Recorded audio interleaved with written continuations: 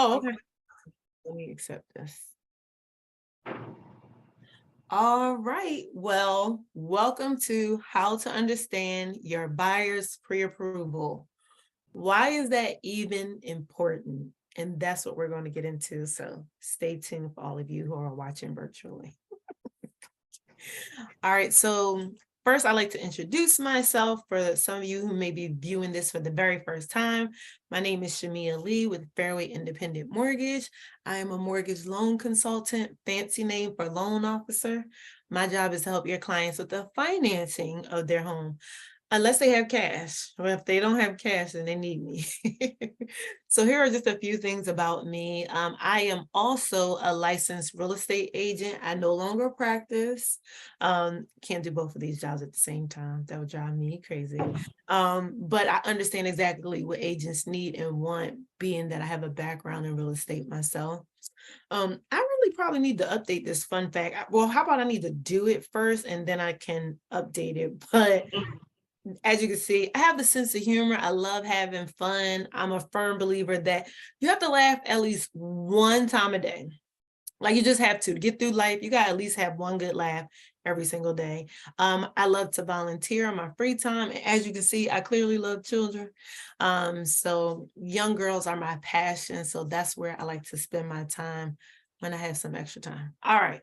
So your buyer is pre-approved. Now what, right? So whether your buyer is pre-approved with your preferred lender or your buyer comes to you pre-approved with a lender you've never worked with, is so important for you to follow these next few steps that we'll talk about. So there are a few items and things you want to ensure before you even take your client out shopping, so you can create an easy buying experience and a smooth close, right? What good is it to take your client out to see all these homes, get them under contract, only not to be able to close, right? At the end of the day, you guys are not Uber drivers. You do not get paid to drive people around and see pretty houses, right? You get paid to negotiate and close deals. And so that's what we're going to help you do today.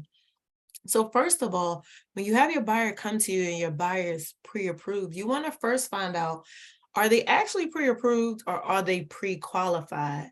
There is a difference. A lot of buyers are actually pre-qualified and they're not pre-approved. So what's the difference? When you're pre-qualified, that means your buyer went on some website, filled out an application. They said they made $1 million a year. They said they had $1 million in the bank. And if that lender does not verify all of that information, that's a pre-qualification. So it's based on the client's information that they put into a system, and then it spits them out a letter or a PDF that they've been pre-qualified. Now, your buyer doesn't understand the difference. So if you've had a buyer consultation with your buyer prior to you all going out shopping or prior to them, finding or locating a lender, it is important too that you explain to your buyer the difference between being pre-approved and pre-qualified, because they don't know the difference. And if you don't know the difference, you could be taking a buyer out shopping with a pre-qualification and not a pre-approval. And that one may not close. I can tell y'all some horror stories around that type of stuff. So you definitely want to find out, has your buyer been pre-qualified or are they pre-approved? When your buyer is pre-approved, it'll be the second step. The income, the assets, the work history will have been verified and confirmed. Why is that important?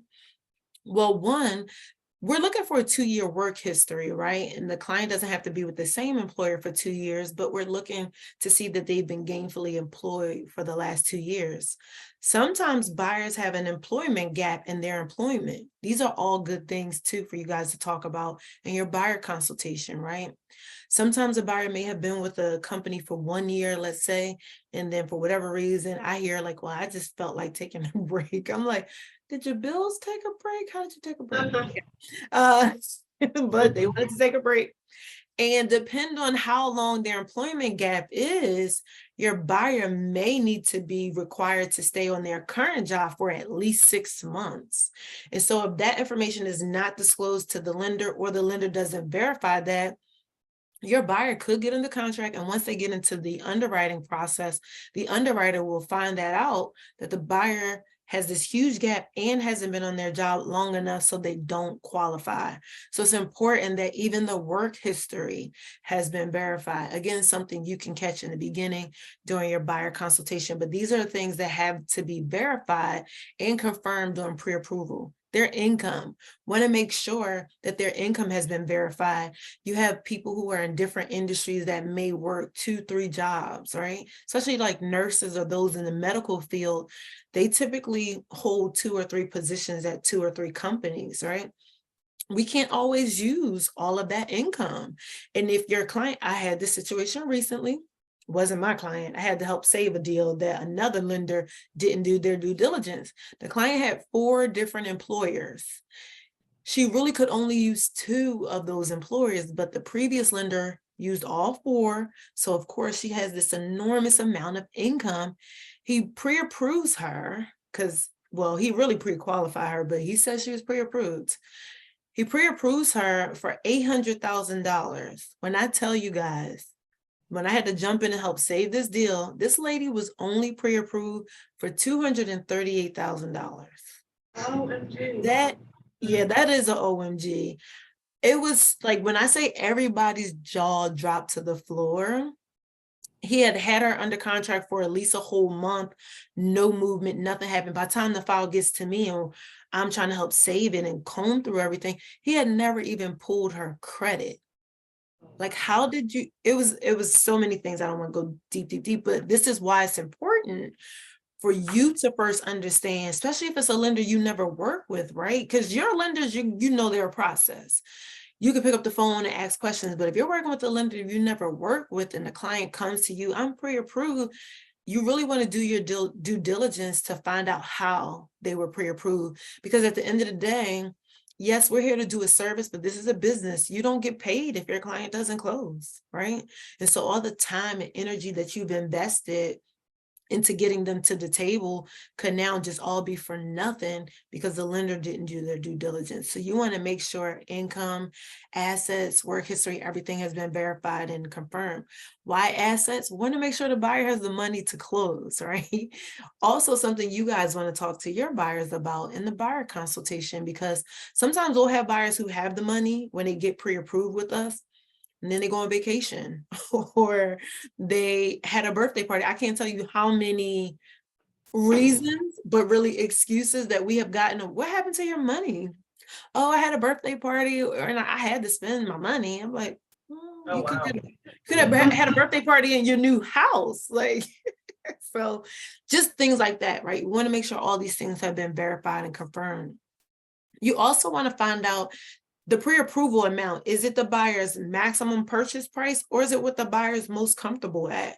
Sometimes we have clients who really can be approved for, let's say, $400,000, but they don't like the monthly payment for a $400,000 home. So let's say we just pre-approved them for $300,000, right? Well, you want to find out, do I have any wiggle room? Because you guys know, we already know. The buyer's like, oh, I don't like that monthly payment. And we scale it down to where they feel most comfortable because this is their purchase, this is their money, right? So we scale it down. And then as soon as they go shopping, they always come back and say, can I go up higher? Because I'm not finding anything I like. So it's good for you to know, is this the maximum amount that the buyer needs to stay at? So then you also know how to help them shop, right? So if their maximum is 400,000, maybe you want to take them to look at 385 or 390. So you have some wiggle room in case you need to offer more. You want to know your numbers so you know how to negotiate properly on your client and help them scale themselves while you're searching. If they're looking at $400,000 homes and they may need to go up a little higher, but that's their maximum, they can't. So they can't even compete. So it's important for you to know those numbers as well. Is that the maximum purchase price? Do we have any room to go up higher? Or is this just where the buyer feels most comfortable? Because then too, you can come alongside and say, example, okay, Ms. Johnson, well, the reason we're looking at $300,000 homes and not $350,000 homes because you told your lender you were comfortable at X amount of dollars per month. So it's important for you to understand that as well. What loan product is the buyer pre-approved for? Is it FHA? Is it conventional? Is it a VA for a veteran or active military? Or is it a USDA, right? You want to know those things because each one of those programs has different qualifications or guidelines that the client needs to stick to, and you want to be aware so that you know. If you have a client looking, using a USDA loan, right? Well, they have to look in those areas where there are eligible properties for USDA loan. You can't shop with the USDA, pre-approval anywhere. You can only shop in those rural areas that are approved for USDA. And then the property also has to be eligible for USDA. So that one's a lot more specific than the rest of them. If the client, okay, now I want to just right here interject, because now I want to talk as a lender to realtors. Y'all want to know a pet peeve of ours from some realtors? When we pre-approve your client for an FHA loan, and then the realtor come back and say, can they go conventional? We hate that. I just want to tell y'all that. Because the reason why is, okay, I will say this to your defense. There are some lenders who just throw all clients into FHA, and I won't get into that because this is recorded, but there are some lenders who will throw all clients into FHA. So I understand that. But for the most part, when you're working with a good lender, when the client is going FHA, they're going FHA because that's what they qualify for. They don't qualify for conventional. And we know you guys have a hard time sometimes negotiating with the FHA pre-approval, which is a whole nother topic, I think. But we do understand that some sellers or listing agents don't want an FHA pre-approval, which is discriminatory in my opinion, but we understand that. However, the client is pre-approved for FHA because that's what they qualify for. Now, granted, there are some clients who do qualify for conventional, but they may be using FHA because FHA, in case you guys don't know, and I'm speaking for everybody on the recording as well, in case you don't know, FHA has a higher debt to income ratio requirement than conventional, meaning if you have a client that's qualified for conventional, but conventional keeps them at a $300,000 purchase price and they want to look at 325. Well, the only way to do that is to put them in another loan program that gives them a higher debt to income ratio so their purchase price can go up higher. So we may have a client who has a really good credit score, because most people say, well, they can go conventional because they have a good credit score. But you can't always go conventional just because you have a good credit score, because conventional is much more strict. So it's not just the credit score, it's also the credit profile. Conventional may not like the client's profile if their credit history isn't long enough, or they don't have enough credit. Conventional wants to see them using their credit in different ways, or they don't have a good credit mix. Maybe they only have credit cards. Conventional wants you to have installment and revolving. So there are various reasons that not all clients with good credit scores can just go conventional. And I think a lot of realtors think that just because somebody has a good credit score, they automatically qualify for conventional, and it's not the truth. But hence, or you want to make sure you understand what loan product is your buyer pre-approved for, so that you know how to shop, how to negotiate, how to make offers for your clients. All right. So next you want to find out, all right, is your buyer using liquid funds, retirement funds, gift funds, or funds to be saved? What does that even mean? Liquid funds, that means your buyer has these funds that they need for closing. They're sitting in their savings account or their checking account. They have access to it, right? They can just grab it. Retirement funds, some people don't have the money that they need saved and set aside, so they may need to pull from a retirement account. And that's a process. Every retirement company or credit holder is different. Some people have to have their contract before their retirement company will release the funds to them, right? Some people wait to kind of start the initiation process of withdrawing once they get under contract, so they know for sure how much money they need, right? You want to know all these things too. You want to be aware. I know a lot of realtors like to pull away from the lending process, which we understand, and we thank you because you just let us do our job. But especially when you're working with a lender you've never worked with before, or if this is your very first deal and you're closing your first deal and you don't really even know what to look for, what's even to expect, right? These things are important so you can also kind of coach your client along as well, and you know how this transaction is going to close.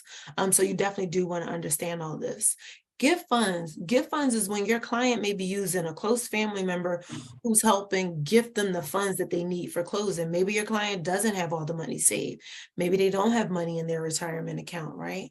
And they're using gift funds. Well, the thing with gift funds is sometimes Grandpa D will say, I'm going to give you $10,000 to help you buy your home. And then they had a family cookout and he didn't like that his barbecue ribs was burnt. And then he changed his mind. And so now your client's not getting gift funds, right? That can throw things off a whole lot. Or that person's financial circumstance could have changed. And now the $10,000 gift that they were given, they can no longer give, right? And your client was pre-approved based on getting these funds. It's just information you will want to know as well. So while you're out with your client, you can, when they're ready to make offers, hey, is your Grandpa D still giving you that gift? I know you needed a gift for this. Are you still getting that? So that you kind of have a heads up too on kind of which way this thing is going.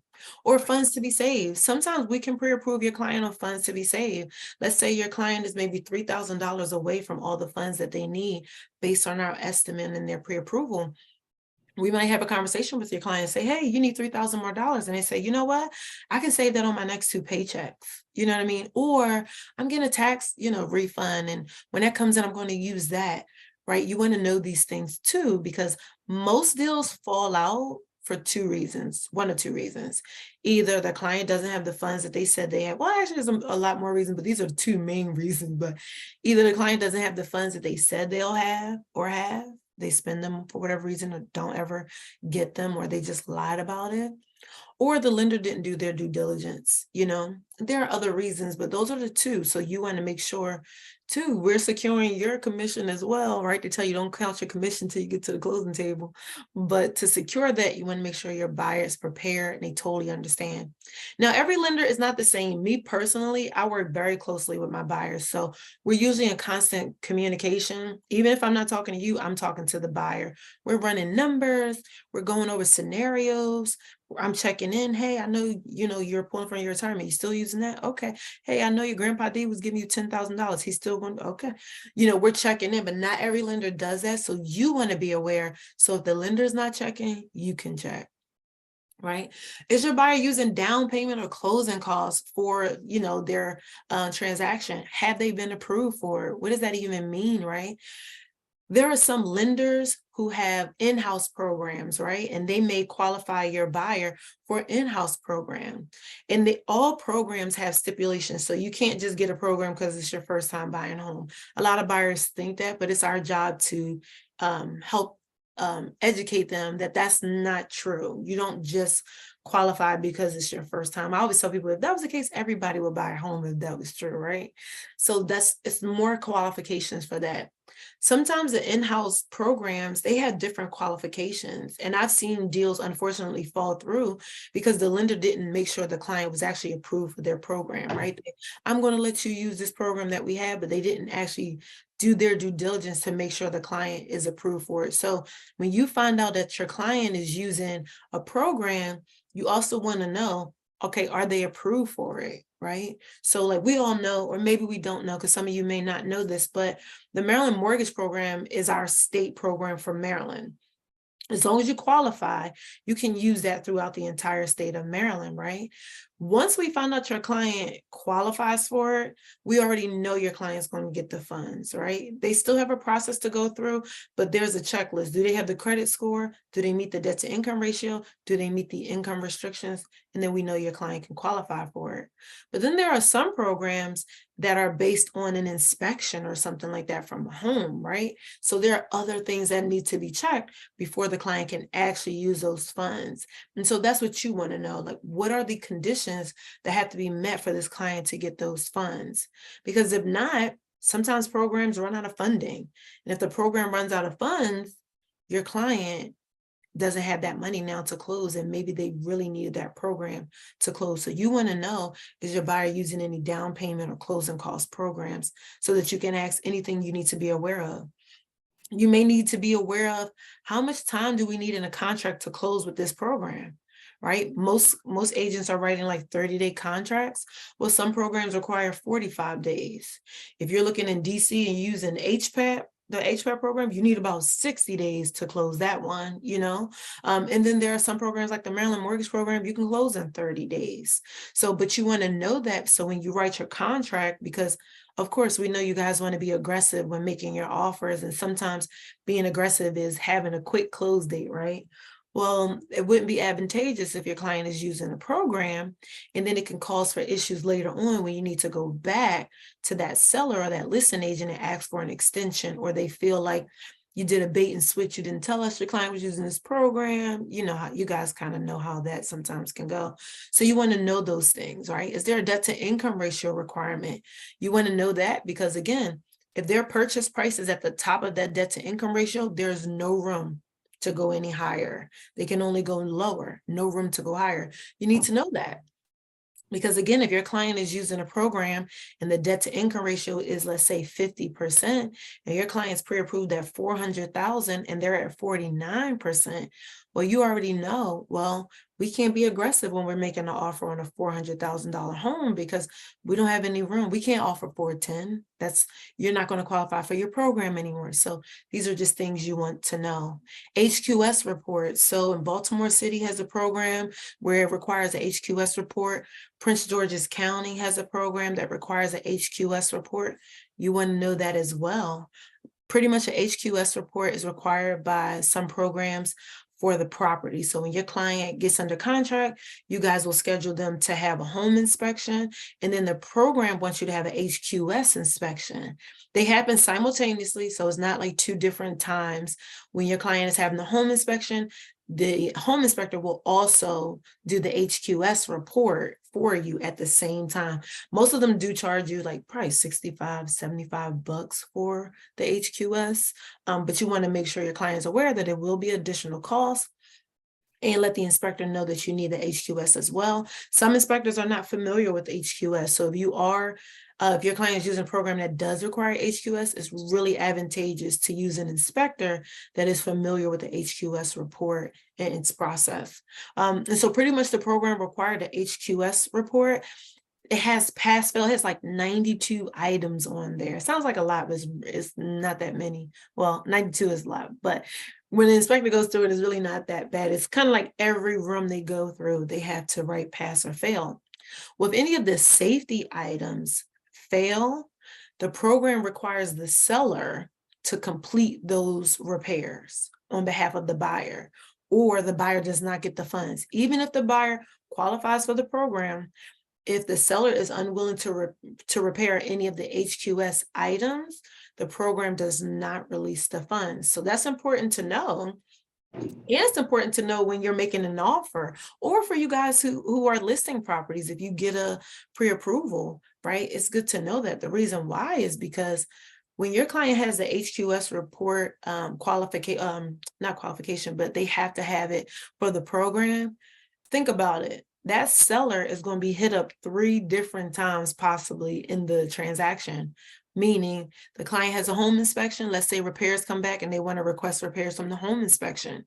Then you have the HQS report, and then the program requires repairs from the HQS report. Then we have the appraisal, and let's say the appraiser requires repair. That's 3 different times that seller could be hit up. So sometimes listing agents don't even want to accept offers. Sometimes they have an HQS report or a program that's using such because they know they're going to get hit up a couple times. I mean, good for the buyer. They're going to get a house that's in pristine shape, but it can sometimes cause a seller or a listing agent to not want to accept those type of offers. So something you want to be mindful of.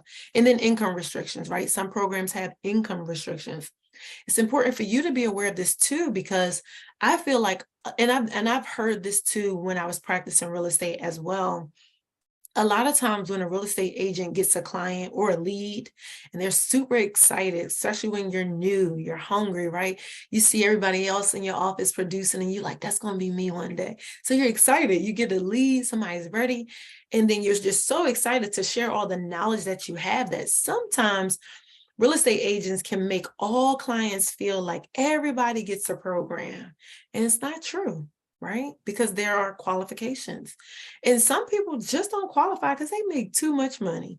And they have a hard time accepting that. And they're like, I don't much money. I really don't. And I get it, because the more money you make, it's like the more money you spend. So you can feel like you don't make any.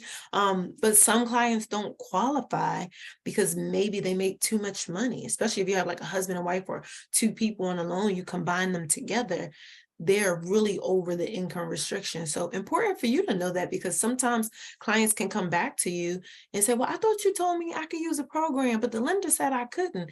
It can cause friction, between the two, and we're all a team, right? We're all working together for one common goal, is home ownership. We want to get these clients into homes. So it's good that we both understand, right? You understand our side, we understand your side.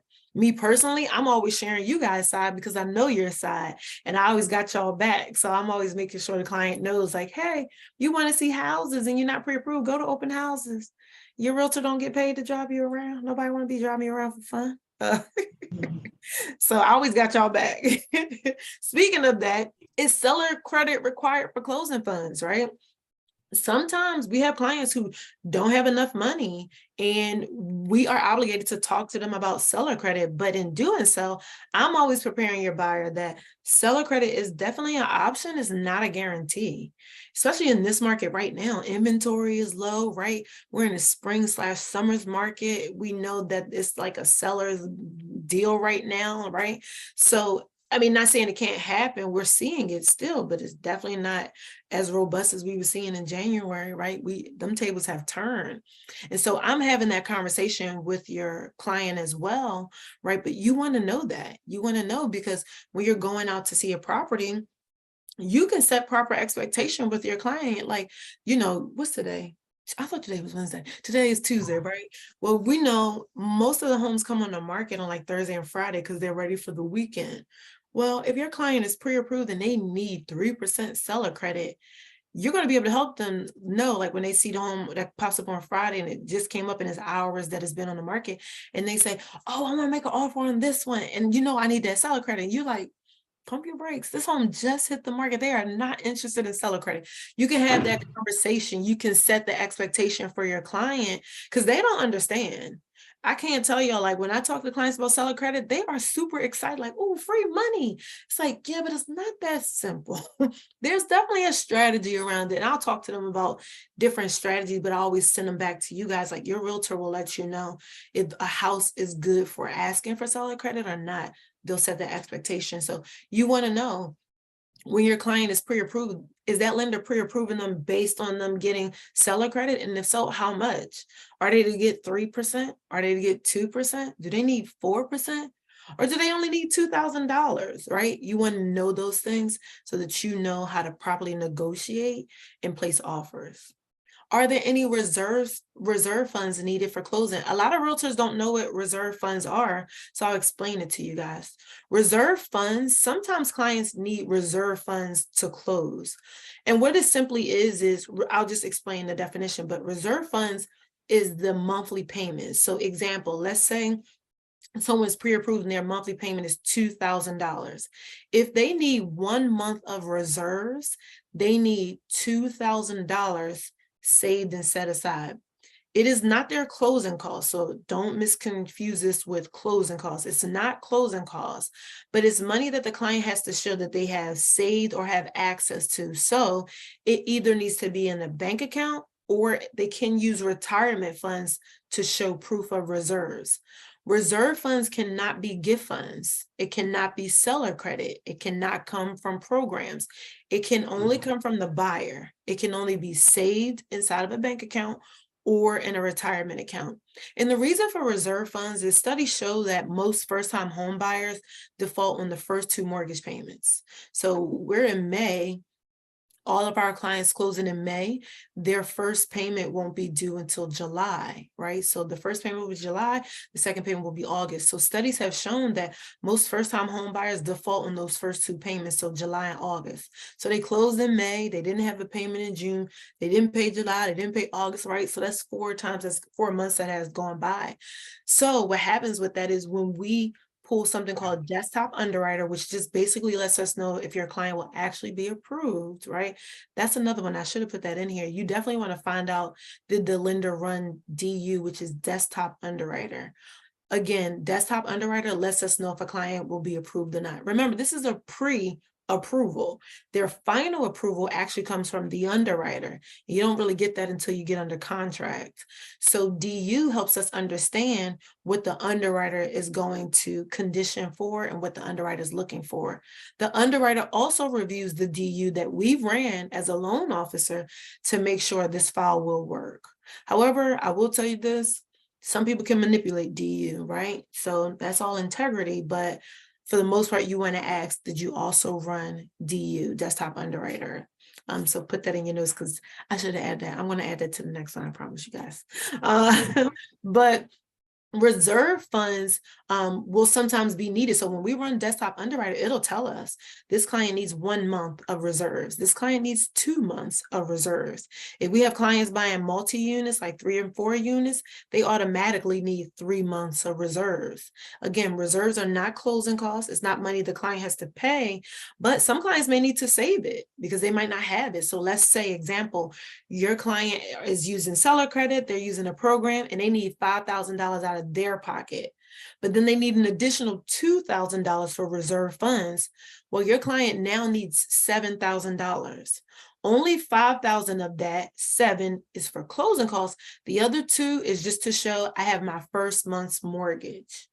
Now, granted, once they close, we don't know what they do with this money, right? But it's just something that the underwriter needs to see to show that the client is able to make their first monthly payment. It might be first 2 monthly payments. It might be first 3. But you just want to know, are there any reserve funds needed? Again, all this is so you can help keep your client accountable.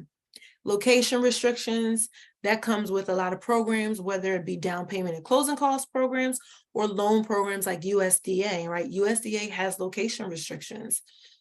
We don't monitor that. We leave that up to you all. But if I have a client who's using the USDA loan and I'm running numbers for them, I'm also going to check to make sure, because sometimes the agents don't know to check and they don't check. I'm going to also check to make sure it's eligible for USDA. So if you have a client that's using a USDA loan, you can go right to Google and Google USDA eligibility, and it'll pop you up on their website. You can put the address in there, and it'll tell you whether that address is approved or not. So you'll know before you even decide to help your client make an offer, you'll know if it's approved or not. And will you be available to run numbers for offers, right? You want to make sure, because some of your clients are working with lenders at a bank, and they are 9 to 5, no weekends, no evenings, no holidays, okay? So if you are on a Saturday, you're not going to be able to reach your client's lender because they don't work on Saturday. Or if it's the evening, your client is looking at homes after work, you're not going to be able to reach your client's lender after work. So you want to know kind of like, how can I reach you? What's the best time to reach you? And help your client understand that, hey, we need your lender's involvement when making these offers so that your client too knows how to choose the best lender for them. I always tell clients, it doesn't matter if you use me or not. Of course, I want you to use me, but you want to use somebody local. You want to use a local lender who can speak with you and be able to get back to you. So to wrap this up, here's a few tips that I have for you guys. Be mindful of the debt to income ratio. We spoke about that. Help your buyers understand the strategy of seller credit. We talk about that, you know. Also for you all, let us know, let the lender know, especially if you're working with a lender you never worked with. Even if you're working with a lender you have worked with. We have so many clients and so many realtors we're working with, and you all have different compensation plans, and we don't always remember. So it's so good, especially when you're like sending your offer over. I always tell my agents, if you send an offer over, please have me, the title company, you know, the listing agent, so we all know who each other is, so we can all reach each other when we need to. And if you're supposed to be paid an admin fee, or maybe you're charging an extra commission, we need to know those things, because these are part of everybody's numbers. Title needs to know, we need to know, right? Because we have to give these numbers to the buyer. And if we don't know, sometimes we'll have it at the last minute where an agent comes back and say, oh, I forgot to tell you guys, I'm charging this commission to the buyer. And then the buyer's numbers change, and the buyer's like, why am I paying an additional $2,000? Where'd that come from, right? And we want to protect you. We want to make sure the buyer always knows their numbers. So be sure to let the lender know if there's an admin fee that you're charging or a commission that you're charging to the buyer, so that those numbers are always included. So when we're running numbers to the client, and we're helping them prepare for their final amount, that they already are prepared for that. We don't ever want to spring that on them at the last minute And some people pulling from everywhere, right, to just make it happen. So we want to know those things. When placing an offer, if your buyer's using a program, keep in mind the close time frame. That's really important. I always call the listing agent when my clients make offers. I always ask the realtor, hey, just send me the contact to the listing agent. I want to call them, right? It's just an extra touch. It lets the listing agent don't get calls from loan officers. So when I call, they're always astonished. And it has helped a lot of my clients win deals just because I called. And no, they didn't talk to another lender. They just felt comfortable, like, at least I know I can reach this lender, right? So sometimes we have to talk about the offer that you offered. And if you offer, we're gonna close in 15 days, and we know they using the program to close for 45 days, I have to be honest with that listing agent and say, there's no way we can close this in 15 days. We need 45. We're using the program. We can close in 7 days. Like, we can close really fast, but when your clients are using programs, our hands are tied and we have to go by the program's guidelines. So it's important for you to know that. And then lastly, help us keep the buyer accountable, right? We want to keep the buyer accountable throughout the entire process. I will tell you guys, they don't care for our part of the process. You guys know they want to get out and look at houses. They will throw anything on the application so we can give them a pre-approval so you can take them out, because you told them, I'm not taking you out till you get pre-approved. And they remember that. And so we get it a lot. And so, but we're like, hey, we want to make sure your numbers are right. So we're going to do our due diligence to do this. But then we need you to help us keep them accountable, right?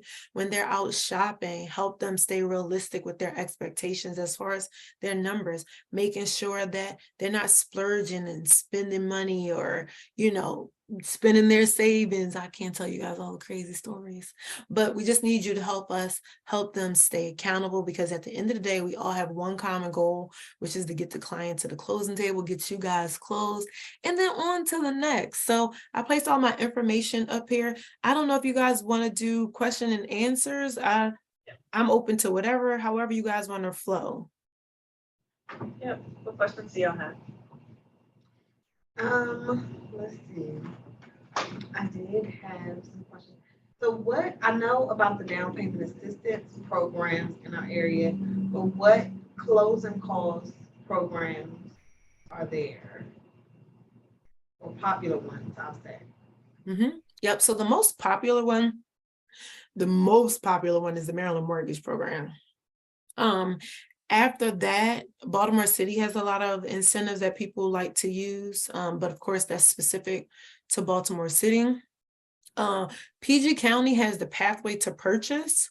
They just have to have funds. A lot of the local programs run out of funds quickly because they don't have a lot of funds. Maryland Mortgage Program never runs out of funds, but the only thing about Maryland Mortgage Program, sometimes they will discontinue, like the Montgomery County program. Sometimes they'll discontinue those programs that are smaller, but their main programs never run out of funds. Those are the most widely used ones. And then we have our in-house programs, which most programs that are in-house to most lenders, just to let you guys know, are really geared around conventional loans. You have the Chenoa Fund, which you can use for FHA or conventional. But a lot of clients don't really care for it. Honestly, a lot of lenders don't care for it either, because the rate on that one can be pretty high. And so, but those are the main programs that we have. And then again, every now and again, little programs pop up. We've actually been losing, believe it or not, programs. I'm not really sure about that. I guess it has all to do with funding. But we've actually been losing. We've seen some programs actually go away. But when all else fails, because all these other programs are based on certain funding, when all else fails, the Maryland Mortgage Program stands the strongest because it's the state. They never run out of funds, and the state has to provide funding for affordable housing. So the state program, meaning the Maryland Mortgage Program, hands down is the one you can always rely on. Hopefully that answered your question. Yes, thank you. Cool, absolutely. Absolutely. And if anyone is watching this, go ahead. I'm sorry. I was going to say, can you talk a little bit about mattress money? Oh, yeah. Yes, mattress money may sound good to you, but not good to a loan officer, right? So here's the thing. When you're buying a home, cash cannot be used in a mortgage transaction. So I say that specifically because if you have cash to buy a home, you absolutely can do so. When you're using a mortgage, meaning you're using a lender's financing, cash cannot be used. And when I mean cash, I don't just mean just cash like I cashed my check from my payroll, right? No, meaning cash that we can't source. Source just means we don't know where it came from, right? If you have your payroll deposited into your bank account, we can see that came from your employer. If you got a refund from the IRS for your taxes, we can see that they came from the IRS. If you got paid out on a settlement, you'll have documentation saying how much money you received in this settlement, right? These are all ways we source. Source just means we need paper to match the cash. If you have mattress money or just money you have laying around in your house, or you don't trust the banks, even money you have in a safety deposit box, that's considered cash. I know the safety deposit box may be at the bank, but it's not in the bank account. It's considered cash, and cash can't be used because it's all about money laundering, right? So no one's saying anyone is laundering money, but because we can't source it, we can't use it. So there's a loophole to that though. If for whatever reason you have mattress money laying around, or money in the safety deposit box, or money under your mattress, right?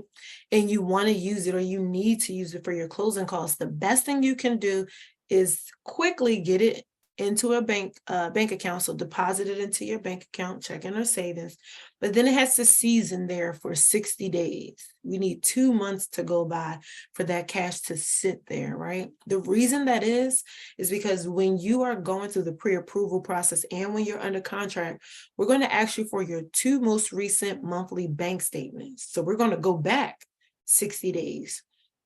As long as that money or that cash was deposited prior to the bank statements that we need, we can use it. But if we go back 60 days and we see that cash deposit, we can't use it. So what that means is, let's say you have $10,000 in the bank, you have $5,000 cash at home, you take it out, you put the $5,000 into your bank. We see that you just deposited the $5,000 into your bank and you have a $15,000 balance. To us, you only have a $10,000 balance. And sometimes clients can have a difficult time understanding that, because they're like, you can clearly see I have $15,000. Yeah, but we can't use 5 of it because we don't know where that came from. We can use the 10, but we can't use the 5. So rule of thumb, if you have cash that you need to use for your mortgage transaction or purchasing your home, the best thing you could do is get it deposited quickly, and then it needs to season for 60 days. So the reason it's good for you to do is because if you know in the next 90 days you're looking to buy a home, then you need to do that now. A lot of times we'll have clients come to us and they're ready to get into contract, and now they're putting the money in. Well, you have 2 months to wait before you can use it. So the sooner, the better. Okay. Thanks for So asking that too. with That was a that, good one. yeah, I'm gonna say my last question. So with what you just said about seasoning the funds, so what if somebody is using like Uber or Lyft to get their money to be able to close on property? Would that same thing apply for Uber or Lyft if they can't really use the Uber and Lyft to qualify for a loan? And what were the funds? I couldn't hear that part. Uber or Lyft or something Oh, just something, it doesn't have to be Uber or Lyft, but something like a side hustle. gotcha. Okay. Thank you. Yeah, I couldn't hear that part. Yep. So if somebody has a side hustle, right, and it's money that they're depositing into their bank, we just want to probably have them do a letter of explanation. We won't be able to use it for qualifying, meaning we won't be able to use that income to help them qualify for their pre-approval. But if that's money that they're working on the side, even sometimes people have 2 jobs, but we can only use one of them. But we can clearly see that they have this constant deposit coming in for another employment, source that we're not using. We usually have them do a letter of explanation. So if a client is doing Uber or Lyft, and that's the money that's being deposited, one will see where it's coming from, and they'll just have to do a letter of explanation stating that that's where the funds are coming from. But they just need to be sure that they understand that we can't use those funds for qualifying, but they can use those funds for their closing costs. Yeah. Okay. The next question is, when there's a client getting a gift and the party that's giving the gift doesn't want to give up their bank statement, what is the workaround for that? Oh, yes. So here's what I do. When I have clients who we're already talking about they're going to be using gift funds during the pre-approval process, I basically let them know there are two things you want to make sure your gift donor understands. One, they're going to have to sign a gift letter. Right, they're going to have to sign a gift letter. We provide the gift letter. It's very easy. It says who you are, your relationship to the buyer, how much money you're gifting, when you gave that money or gifted that money, or when you will. So if it's a past date or if it's a future date. And that's it. And then they sign the letter. Both of them sign the letter. And then there's a 30-day bank statement required. It depends on the loan program your client is using. So if a client is using conventional loan, conventional only requires a gift letter. And then the funds can be sent directly to the title company. We always try to make it clean as possible. Send it directly to the title company so we don't have to keep getting bank statements. If the client is using FHA, there is no workaround. FHA requires gift funds and a 30-day bank statement from the gift donor. So it's important for the client to understand that, especially if they don't have a lender explaining the process to them, because they do have people who are willing to give the money, but then once they find out we want them to sign a gift letter or give us the bank statements, then they can sometimes be a little leery of doing so. But here's something for you to understand and help your client understand. The bank statement, we don't care that somebody's grandma been shopping on QVC or something like that. We don't care what they spend their money on. A lot of people think they're like, do you care? Like, we don't care what they're spending their money on. The only purpose of reviewing that bank statement is to show that the gift donor has the funds that they're gifting. We want to make sure, again, it's no money laundering going on. We want to make sure that if we ask for the last 30 days bank statements and we see that they just deposited $10,000 cash and then they're giving you a gift of $10,000 cash, that doesn't look good. And so the only reason we're asking for the bank statement is to make sure that the gift donor actually has the funds to gift. So I make that clear to a client too. Like, you know, if you got some funny business going on, we don't want to see that. Now, we're only going back 30 days. So we only need the most recent 30-day bank statement, worst case scenario, right? Because it depends on the loan that they're using. But worst case scenario, we just need the recent 30 days. And we don't want to see, now if they move money from like a savings account into their checking, because that's what they're, you know, gifting, and they pulled it from their savings, that's fine. We will ask for that savings account too, to make sure that it really came from that. But it's okay that they're moving money between their own accounts. It's when the same thing, if you're putting cash in and then saying you're giving a gift. So we do have to have it when it's FHA. If it's conventional, it's not always required for a bank statement, but there's no workaround. So they definitely want to make sure that they make the gift donor aware that the lender is going to require the last 30-day bank statement for proof. I don't think I have any other questions. All right, well, if anyone is watching this and has a question or something I didn't cover and you need clarity, my email is right here. My phone number is here as well. But if you call me and I don't answer, just shoot me a text or shoot me an email, and I'll be glad to get that answer over to you.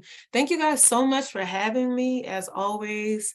I appreciate it. Any way I can help assist or educate. I love talking. I know y'all probably know that by now. I sometimes think I talk too much. I was like, I should have timed myself.